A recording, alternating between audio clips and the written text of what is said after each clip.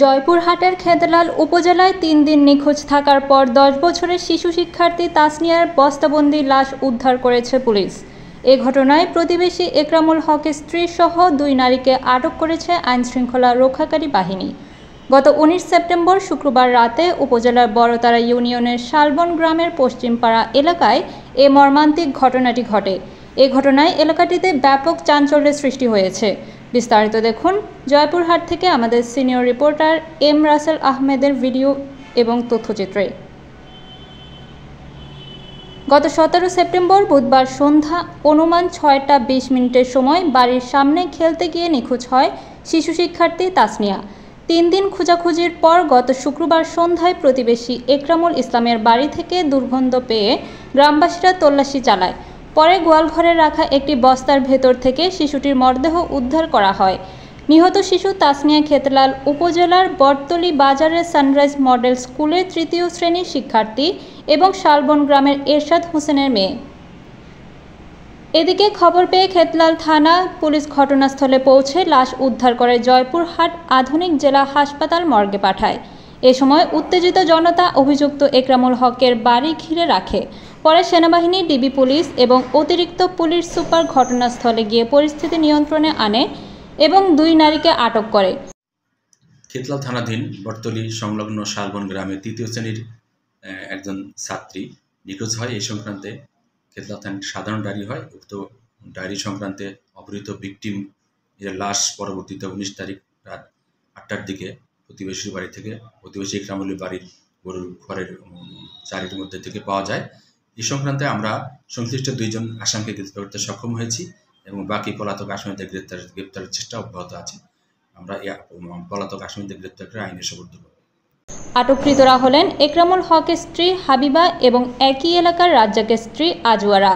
তবে ঘটনার মূল উপযুক্ত একরামুল হক কৌশলে পালিয়ে যায়। এ ঘটনায় শোক ও ক্ষোভে ফুঁসে উঠেছে পুরো এলাকা। ক্ষুব্ধ জনতা ঘাতকদের দ্রুত গ্রেপ্তার ও দৃষ্টান্তমূলক শাস্তির দাবি জানিয়েছেন। ফাঁসিটা হয়, তাদের ফাঁসি হোক এটা আমরা চাই, কারণ তো নিষ্পাপ মেয়ে, ওই কি করছে, আর ফাঁসি হোক, এটাই হলো আমার কথা।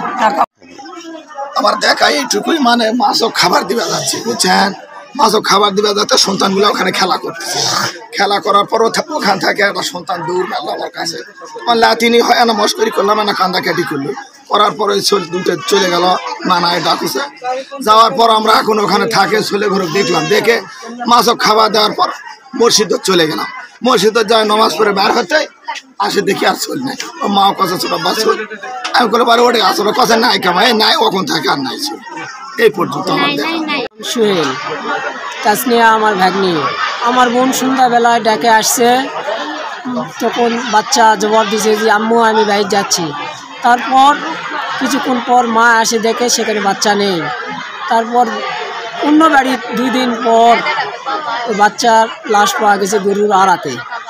তখন লাশ পাওয়ার পর মহিলাকে জিজ্ঞাসাবাদ পুলিশ করছে যে কী কারণে মারছে। পুলিশ করার পর তখন সে কোনো কিছু বলেনি যে না কোনো কিছু আমার নেই, তো মারছো কিশোর সেটাও বলেনি।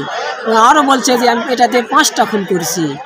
আমার আর একটা বাড়ি আছে, সে বাড়ি মহিলাকে 20,000 টাকা দিছে। সে 20,000 টাকা নিয়ে সে বাচ্চাটা বুবু হয় ছোলক ডাকিছে, বলেছে বুবু কী করছেন। বুবু তখন হাতে ডাকলে ওই বাড়ি দিছে 20,000 টাকার বিনিময়ে। দেওয়ার পর বাচ্চাটাকে ওই বাড়ি নিয়ে যাওয়ার পর বাচ্চাটা মেরে ফেলে দিছে।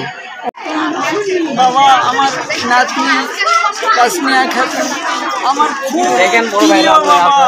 আমার ছোট আমার নাতনিকে এভাবে গুম করে ফেলে দিচ্ছে, আমরা তো আর কিছু সহ্য করতে পারতেছি না। এখন আমরা ওদের চাই, শুধু সবার কাছে চাই ওকে ফাঁসি হয়ে যাক, আল্লাহ ওকে ফাঁসি দিয়ে দেয়। আল্লাহর কাছে এই আরাধনা করি, আল্লাহ ওকে ফাঁসি দেয়। আসসালামু আলাইকুম।